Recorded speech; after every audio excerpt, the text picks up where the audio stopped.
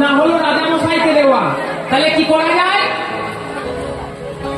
খইটা উঠছে আর ভগবানকে করজোর করে বলছে, উড়া খাই গোবিন্দায় নমঃ। উড়া খইটা গোবিন্দর চরণে কিন্তু লেগে গেল। ঠিক তো, এই কথাটা কেন বললাম? আমরা মানব জীবনটাকে সব করব, সংসার করব, সকলের কাছে যাব, ভালো মন্দ খাবো, কিন্তু শেষের বেলায় যেন তোমাকেও আমরা পাবো। শেষের দিনটা বাদ দিলে হবে না। এই লীলার মাধ্যমে আমরা জানতে পারবো ভগবানকে চালাকি করে কিভাবে পাওয়া যায়। কি চালাকি করে পেতে চান ভগবানকে? কে কে পেতে চান? আসুন দেখি, আর অনুকূলি করুন দেখি, একটু জোর করে সবাই মিলে।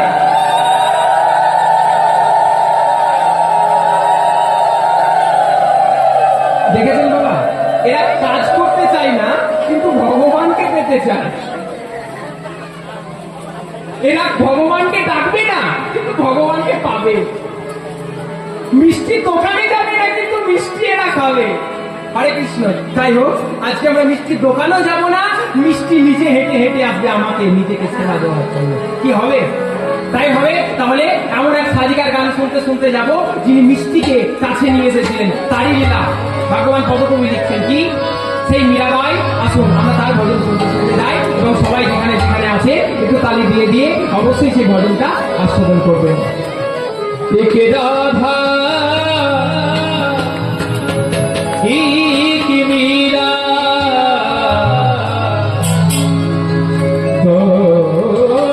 নে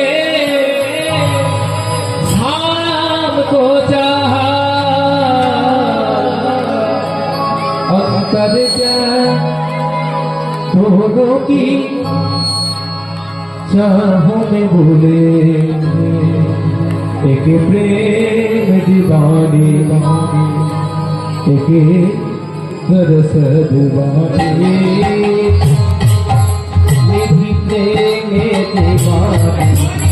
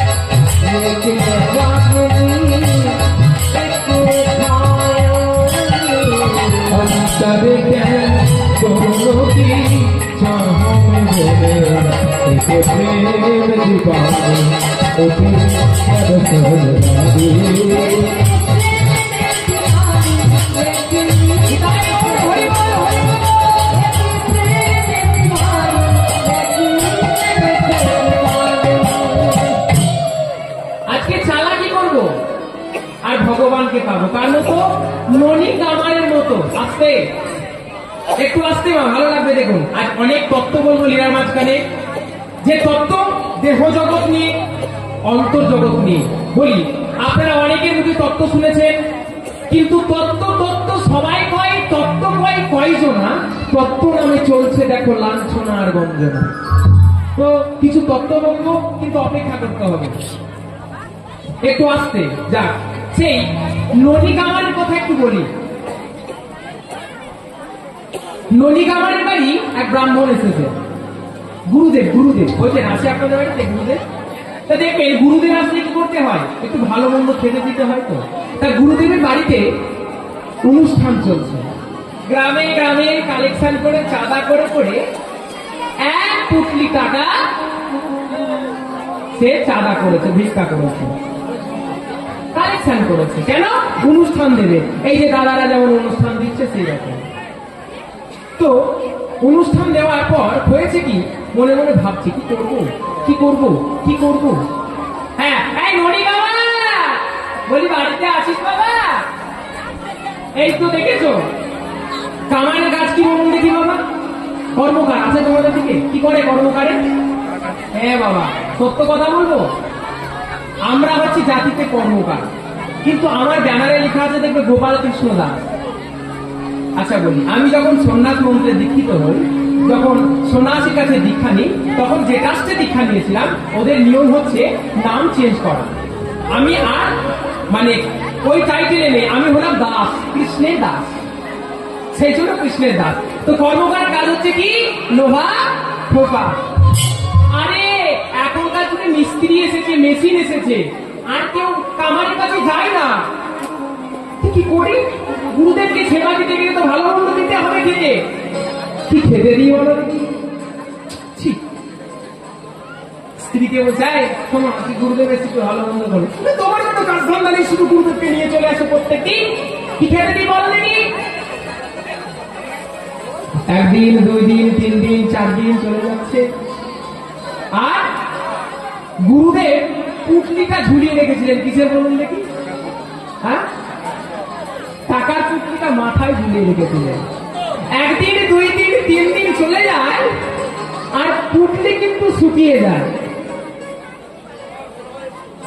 তা গুরুদেবকে শিষ্যকে বলছে, হ্যাঁ রে ননিকামা, খাবার দাবার তো ভালোই করেছিস, বড় বড় পনির আর রসমালাই সবকিছু করেছিস, তা বলতে পারিস ননিকামা আমার বাবা পুটলিটা কেন শুকাচ্ছে? আরে আমার মতো পুটলির দশা কেন? বলছে গুরুদেব শোনো শোনো, আমার নাম ননিকামার, যা খাওয়াচ্ছি সবই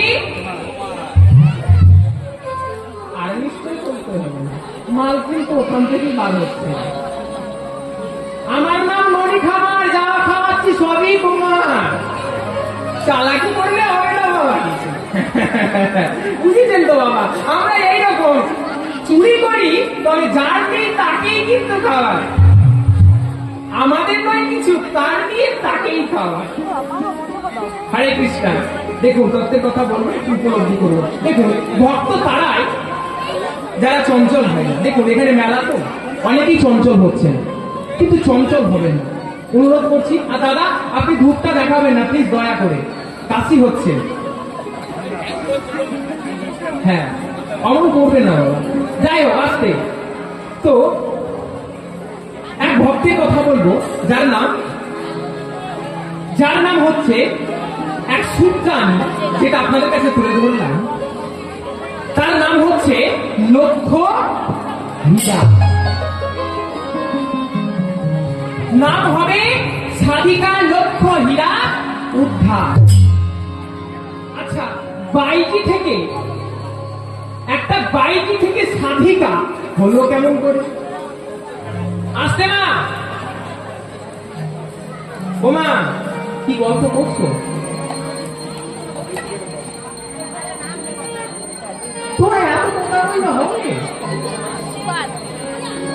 মা গল্প লাগিয়েছে আজকে ভাতের তরকারি কি হয়েছে, এখানে বসার দেয়নি বাবা, কথা বলো কেন? দেখতে পাচ্ছ না? আরে রস পাচ্ছে মা, হ্যাঁ বুঝতে পারছি। আরে দেখতে পাচ্ছ তো বেলা যে হয়ে গেল, আর কতদিন? তোমাদেরকে যদি বোঝাতে হয় বাচ্চা ছেলে ওরা তো বকবে। আমাদের অবস্থাটা কেমন জানো বাবা, একটু বলি। চৈতন্য চৈতামৃত আমার গুরুদেব খুব ভালো বলতেন। একটা ছেলে মামার বাড়ি গেছে, বাচ্চা ছেলে, তোমার জন্য বলছি শোনো। মামার বাড়ি গেছে, আসছে না, সত্যি কথা বলছি, একটু শুনুন। যারা এলো তারা পেয়ে গেল, আর যারা না পেলো আপনারা আমার মতো আত্মজানি থেকে পড়ান গেল। আসতে দেখবেন যারা বোঝে, গান বাজনা যারা বোঝে তারা ঠিক পাশ থেকে কিন্তু শুনবে। আর যারা যারা বোঝে না তারা আছে ভালো, দেখুন গা বাড়িতে গিয়ে বসে আছে। আর কিছু কিছু আত্মধানী আছে দেখবেন, আরে কীর্তনে গিয়েছি সুন্দর না, একটু মেলাটা ঘুরে গেছি। আরে না, কীর্তন না শুনলে পাপ হয়। আরে মেলায় এলাম, আত্মধানী মানে যাচ্ছি, এটা না করলে ভালো হয়, একটু গল্পই করি। বলছে মাঝখান থেকে আপনারা আমার মতন আত্মধানী পড়ান গেল, তা আত্মধানী হবেন না ভাই, ভালো করে শুনুন। আর নইলে বাড়িতে গিয়ে বসে থাকা হলে ভালো হবে, এটা পাপ তো হবে না। 64 প্রকার অপরাধের মধ্যে একটা অপরাধ, যদি হরিবাসরে এসে কেউ কথা বলে, তা আপনারা ভালো কাজ করতে এসে অপরাধ করবেন না নাম শুনবেন? যে গতটা বলছিলাম শুনে নিন, মা আপনার জন্যই বলছি। বেলা পড়ে গেল, মামার বাড়ি যাচ্ছে একটা ছেলে, মামাকে বলছে মামা তোমার বাড়ি এলাম, গো 1 মাস থাকবো, কিছু বলবে? আরে তুই এসেছিস, থাক না, তোর যতদিন মন চায়। আচ্ছা কিছু বলবে না তো? আরে না না, মামার বাড়ি ভারী মজা, কি চল তিল চর নাই। তো মামার বাড়ি এসেছি, 1 দিন 2 দিন 3 দিন 4 দিন করতে করতে বাবা, তোমাদের দিকে আসি কিনা জানি না, আমাদের দিকে হয় মাচা দিয়ে বড় বড় লাউ গাছ হয়, হয় লাউ ডাল খেতে খুব ভালো লাগে বড়। হ্যাঁ বাবা বুঝেছো তো, বাড়িতে অনেক লাউ ধরেছে, ফুল দিয়েছে। এবার গাছের গোড়ায় কিন্তু কিছু আগাছা জন্মেছে। তো দিদা বলছে নাকি তুই তো অনেকদিন পরে এলি, তোকে বলতেও কেমন মনে হচ্ছে, কাজ কর না, গাছের গোড়াটা একটু পরিষ্কার করতে না। দিদা এটাই কি কাজ কর, আরে কাজ করা দেখি। আরে আমরা বুঝেছেন বাবা, খুব চলছে, উপরোচ্ছে আগাছা। এবার উপরোতে উপরোতে ছোট ছেলে মন মানে বুঝতে পারছেন, দেখো তো জিএসটি কাটা আছে, বুঝতে পারছেন তো? ছেলেরা বেরিয়ে বেরিয়ে মোবাইল নিয়ে জিএসটি খেলা শুরু করছে, তো তাদেরকে শেখাতে হবে না কিছু। তো খুব গুনগুন করে গান কাটছে, গান কাটতে গাইতে কখন কেস থেকে বাবা আগাছা বাদ দিয়ে গাছের গোড়ায় কেটে যাচ্ছে। সর্বনাশ, গাছ ভর্তি লাও, এ তো দিদা আমার আর আস্ত রাখবে না। সর্বনাশ কি হলো, তাড়াতাড়ি করে প্যান্ট ট্যান্ট ধরে নতুন প্যান্ট পরে নিয়ে দিদা বাড়ি গেলাম। আরে ভাই কি হলো, তোকে থাকবো বলে এনে চলে যাচ্ছিস যে? কিছু বলবে না, না না থাকা যাবে না, বাড়ি গেলাম। আরে ভাই বলে যা, বলে যা। আরে না বলা যাবে না ভাই মামা কিছু বলেছে আরে নাকি? না না মামা কিছু বলে না। আরে বাড়ি থেকে কোনো খবর আরে আছে? না না কিছু না। আরে বলে যা ভাই। কিছু দূরে গিয়ে বলছে ও দিদা জিজ্ঞেস করছিল না আমি বাড়ি কেন যাচ্ছি, এখন বুঝতে পারবে না, বেলা হলে টের পাবে। তা আমরা বাবা এখনো বুঝবো না, রক্তের তেজ আছে তো। যেদিন হরি বলতে গিয়ে শুধু হাওয়া বেরিয়ে আসবে, হাওয়া বেরোবে, যেদিন হবি হবি হবি হবে সেদিন বুঝবো এই হরি নামে না করার কি জ্বালা। আজ বুঝবো না বাবা, আজ পকেটে টাকা আর রক্তের জোর দুটোই আছে, কিন্তু যেদিন চলে যাবে সেদিন ডাকবো ভগবানকে, হে ভগবান নিয়তিকে রক্ষতে এসো তুমি। কি ঠিক বললাম তো বাবা? আসুন আমরা ভুল করবো না, এই সাধনার ফলে যখন মানুষ জন্ম পেয়েছি তখন জীবনটাকে হারায় হারাবো না, যেমন করে হোক, ভুল করে হলেও ঠিক করে হলেও কৃষ্ণ নাম তালি দিয়ে আমরা বলবো। কেন একটা বাউল খাতা লিখলেন না, কত সাধনার ফলে এমন সাধের মানব জন্ম পেলে। কি গাইবো, বললে গাইবো, দুদিন বাদে সবাই চলে যাবে, এই হরি নাম এই কৃষ্ণ নাম তোমরা গাইবে কবে, এই কৃষ্ণ নাম তোমরা গাইবে কবে।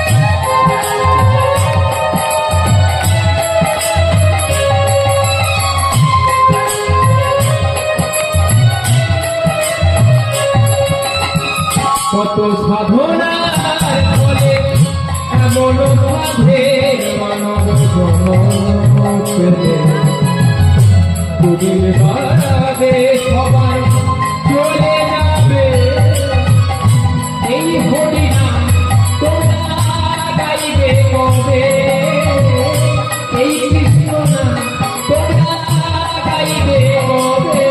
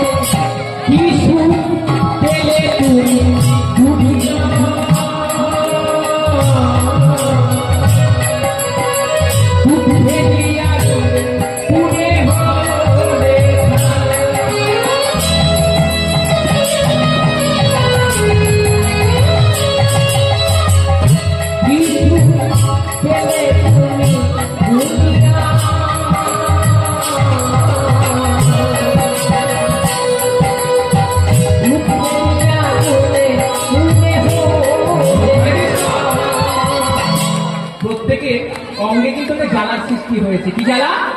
কামরূপ জ্বালা। তো সেই জ্বালাকে নির্বাপিত করতে গেলে কি করতে হবে? না তো নামরূপ জল ঢালতে হবে। আসুন সবাই মিলে একটু জলটা ঢেলে নিই। হরি নাম ভজ নামে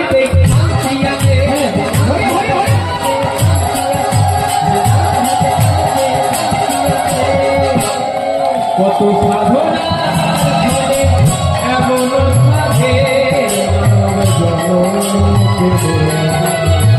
দুদিন বাদে সবাই চলে যাবে এই কৃষ্ণ নাম তোমরা গাইবে কবে এই হরি নাম তোমরা গাইবে কবে হরি হরি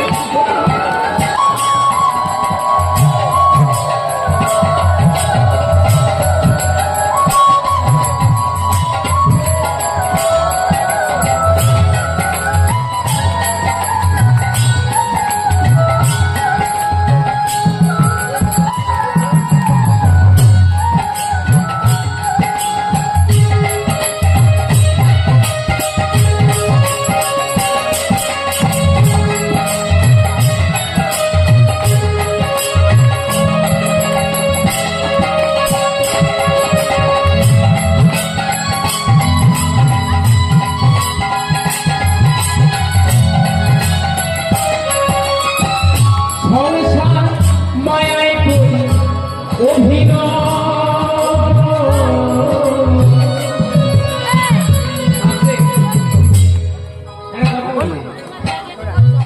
আমি যখন ছোট ছিলাম তখন আমার সবাই কি বলে রাখতে বলতো, ও বাবু সোনা রে তুই কুচু বাবু রে। একটু বড় যখন হলাম, বাবা সোনা বাবা আমার, হ্যাঁ। আরেকটু যখন বড় হয়ে গেলাম তখন ভাই, আরে ভাই কি করছিস। আরেকটু যখন বড় হলাম, দাদা কেমন আছেন দাদা। আরেকটু বড় হলাম তখন, আরে জামাই বাবু ভালো আছেন। আরেকটু যখন বড় হলাম, বাবা। আরেকটু যখন সম্পর্ক বাড়লো, দাদু। আরেকটু বাড়লো যখন বয়স আরেকটু গভীর হলো, সম্পর্ক বাড়লো যখন, আরে বেয়াই মশাই কেমন আছেন বললো। এত কিছু সম্পর্ক বাড়লো ঠিক, সেই ব্যক্তিটা তো আমি ছিলাম। সেই বাবা থেকে আজ হলাম কি বেয়াই মশাই। সংসার মায়ায় করি অভিনয়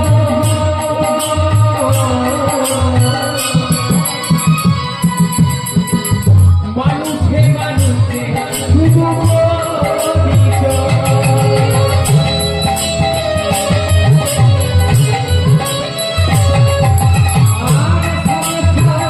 মায়ায় করে অভিনয়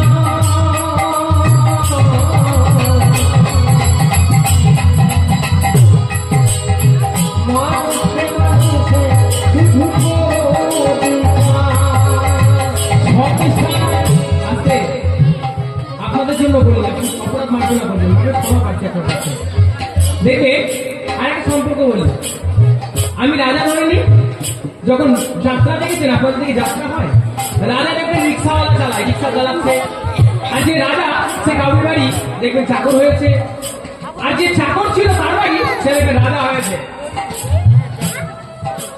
ওই নাট্যশালায় প্রত্যেকটা জীব আমরা নাটক করতে এসেছি আপনাদের দিকে আরেকটা কথা বলি আঙুল দিয়ে কিন্তু পুতুল খেলা হয় দেখেছেন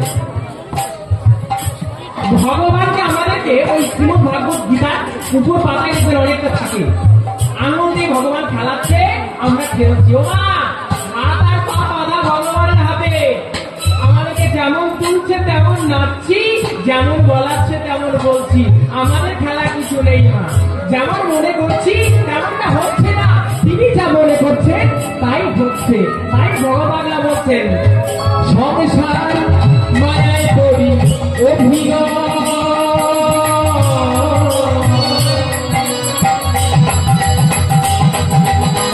মানুষে মানুষে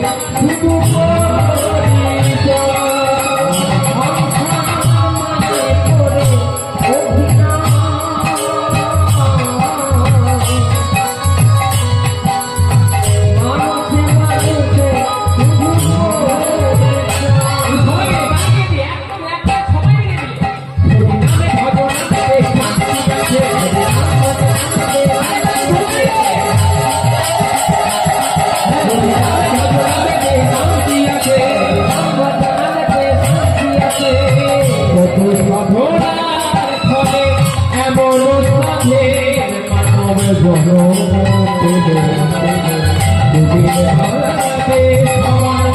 চলে যাবে এই কৃষ্ণ তোমরা গাইবে কবে এই হরি না তোমরা গাইবে কবে তোমরা গাইবে কবে এই কৃষ্ণ তোমরা গাইবে কবে প্রেম से कहिए श्री कृष्ण चैतन्य नित्यानंद ठाकुर की এটা জয় হলো না ভয় হলো আমার কানে তো ভয় এলো একটু জোরে বলা যায় কি প্রেম से कहिए श्री कृष्ण चैतन्य नित्यानंद की এটা ছিল জয় আগেরটা ছিল ভয় অবধূদেশী ঠাকুর নিত্যানন্দ কি আপন আপন কি ভক্তবৃন্দ কি কমিটির দাদা কি আরেকটা বলবো মাইক দাদা কি হরে কৃষ্ণ এত সুন্দর সাউন্ড দিচ্ছে না করে দিতে হয় আচ্ছা ঠিক আছে ওই বড় হতে সময় লাগবে হরে কৃষ্ণ শ্রীকৃষ্ণ চৈতন্য মহাপ্রভু নিত্যানন্দ আজকে কলির পতিত পাবন জীবকে উদ্ধার করার জন্য নবদ্বীপের শচীকরণ সিন্ধু মাঝখানে উদয় হল মালিরায় মন্দির অনেক ফুল অনেক পুষ্প সবাই নিয়ে এসেছে গোবিন্দকে দেওয়ার জন্য মহাপ্রভুকে দেওয়ার জন্য ঠাকুর ও ঠাকুর খুঁজে পেয়েছি মন মন্দিরে এই যে তোমার জন্য জ্বালাচ্ছি না গো দীপ জ্বালি না আমি দীপ জ্বালি প্রভু ভোলানাথের কাছে যেমন আসেন আপনার ধূপ প্রদীপ নিয়ে মহাপ্রভুর কাছে আসতে না আসতে না চিৎকার করবে না আসতে মহাপ্রভুর কাছে ভক্তগণ কিছু ফুল কিছু পুষ্প নিয়ে এসেছে ভগবানকে নিবেদন করার জন্য আর বলছে ঠাকুর ধূপ জ্বেলেছি মন মন্দিরে ও ধূপ জ্বালালে হবে না ও ধূপ করলে শুধু গন্ধ হয় চোখে জ্বালা করে কিন্তু আমি যে ধূপের কথা বলছি সেটা জ্বালালে শুধু গন্ধ হয় না সঙ্গে নয়ন দিয়েও জল দীপে জ্বালি না মায়া দীপে জ্বালি না আমি ধূপ জ্বেলেছি মনে মন্দিরে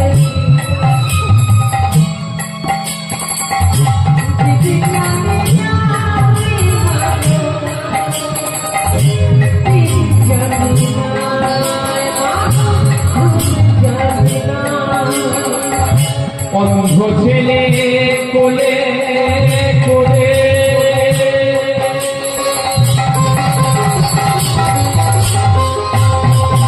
মা